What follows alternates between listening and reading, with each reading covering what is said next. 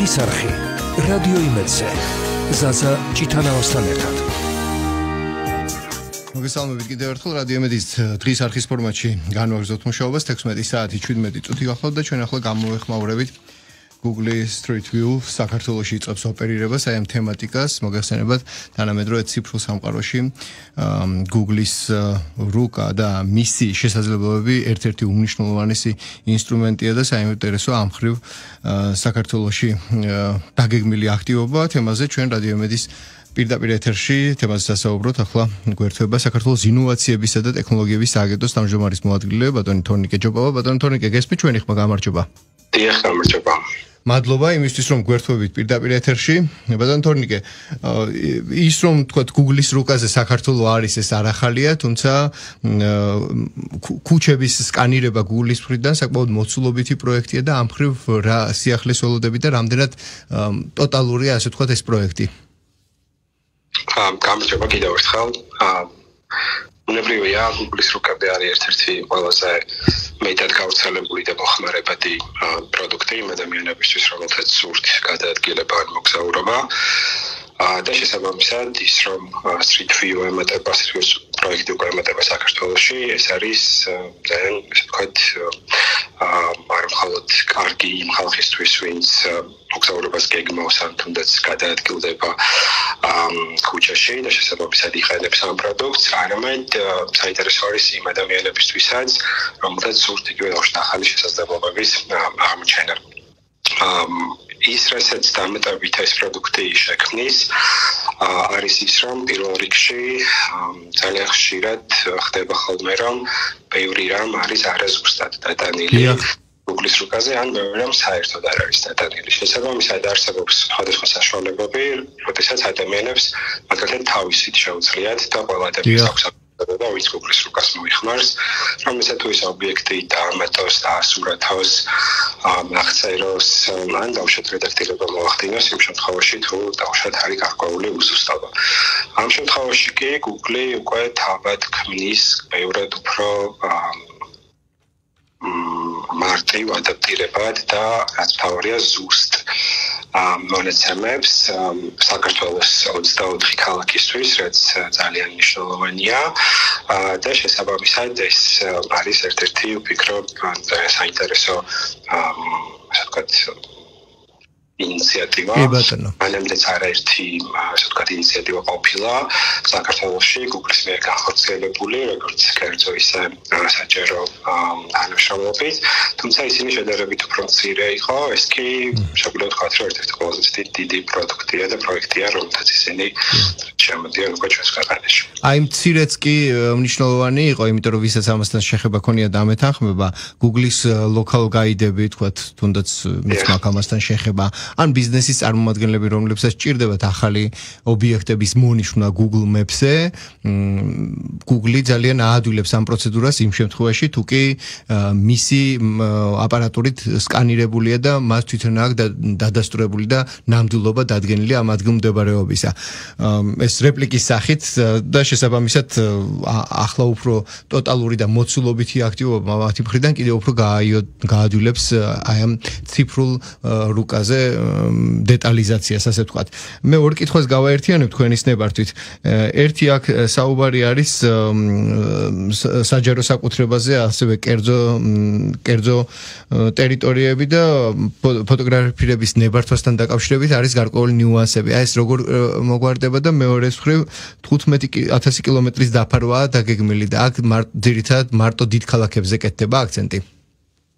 კი ბატონო, მოკლედ ერთი რაც მნიშვნელოვანია რომ ვთქვათ, არის ის რომ Google-ს რა თქმა უნდა აქვს ძალიან ისეთი გაცრად გაწერილი პერსონალური მონაცემების დაცვის პოლიტიკა, ისე როგორც მუნიციპალს შესაბამისად ძალიან მნიშვნელოვანია იმის აღნიშვნა, რომ როდესაც ისინი ამ მონაცემებს აგროვებენ, მას ყველანაირი პერსონალური მონაცემებისგან ასუფთავებენ, მაგალითად ავტომატურად ხდება სახეების დაბლარვა, ან იგივე სანოვრე ნიშნების და ასე შემდეგ. თუმცა და დამატებით ასევე თავისუფალ ხელსაწყოს ყველა დაინტერესებულ ადამიანს, რომ თუ მას პირობითად სურს, რომ თავისი ავტომობილი ან სახლი არ გამოჩნდეს, შეუძლია რომ გააკეთოს მარტივად განაცხადი უშუალოდ Street View-დან და შესაბამისად ხდება მისი წაშლაც. ძირითადად რისი გადაღებას და გაციფრულებას ხდება არის ბუნებრივი ამ მთავარი გზები. და როგორც გითხარით, 24 ქალაქში ხდება Street View შემოსწავლ 24 ქალაქში. და სადაც არის როგორც დიდი ქალაქები, ისე პატარა ქალაქები, შერჩეულია ორი ძირითადი პრინციპით. ერთი ეყრდნობა, რა თქმა უნდა, მოსახლეობის რაოდენობას, ხოლო მეორე ის არის უშუალოდ რამდენად ტურისტად მიმზიდველია, იმიტომ რომ Google-ისთვის ორივე მნიშვნელოვანია, რომ ერთის პირველ ადგილობრივი მოსახლეობისთვისაც იყოს ეს პროდუქტი მარტივად მოცულობითი სკანირება და გადაღება 15000 კილომეტრისა, აი ეს გადაწყვეტილება ვის და რას უკავშირდება? თუ დრო მოიტანა უბრალოდ?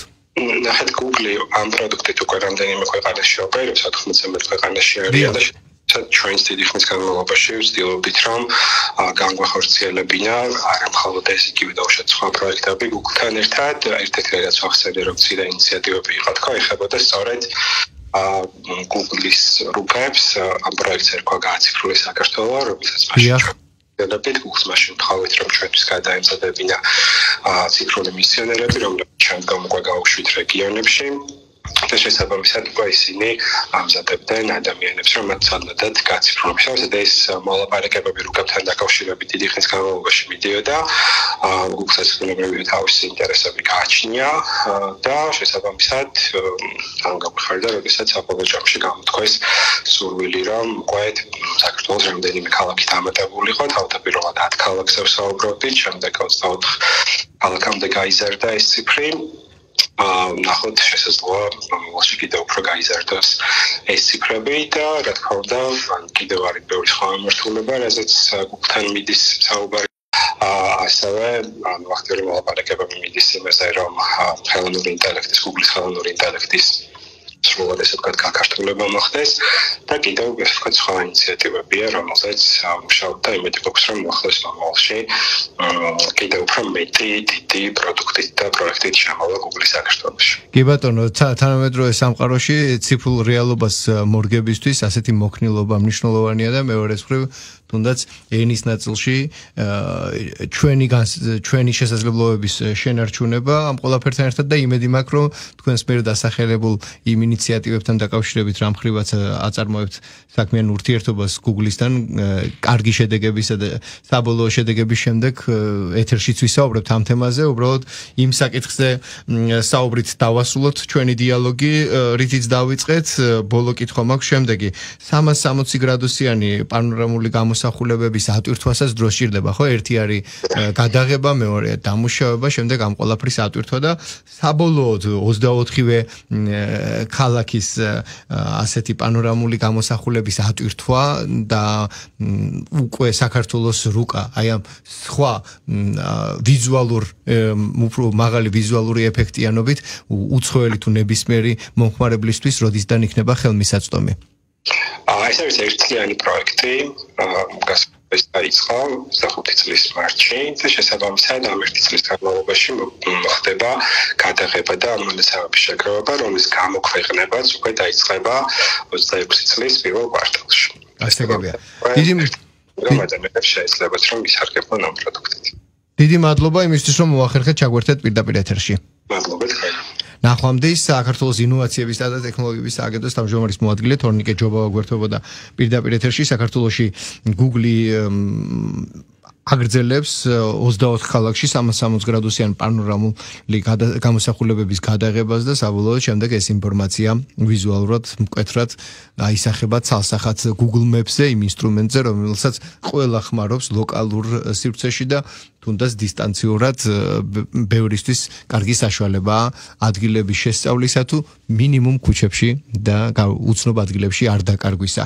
ჩვენ ამ დიალოგზე, ამ თემაზე დიალოგი სტუმართან რესპონდენტთან აიტვირთება რადიო იმედის Facebook გვერდზე, თუმცა დღის არხის ფორმატში ვაგრძელებ მუშაობას, ახლა მცირე სარეკლამო პაუზაზე გავალ და რეკლამის შემდეგ კვლავ დაგიბრუნდებით კიდევ ერთი ჩართვით და მოგაწვდით ინფორმაციას ამინთან დაკავშირებით, ამინდის მოკლევადიანი პროგნოზი გვინდა გავიგოთ გარემოს ეროვნული სააგენტოს წარმომადგენლისგან და თქვენთვისაც ალბათ მნიშვნელოვანი იქნება თუ როგორი ამინდია მოსალოდნელი უახლოეს დღეების განმავლობაში მით უმეტეს რომ ასე მკვეთრად თითქოს დასრულებული ზაფხული ზამთარი კვლავ დაბრუნდა.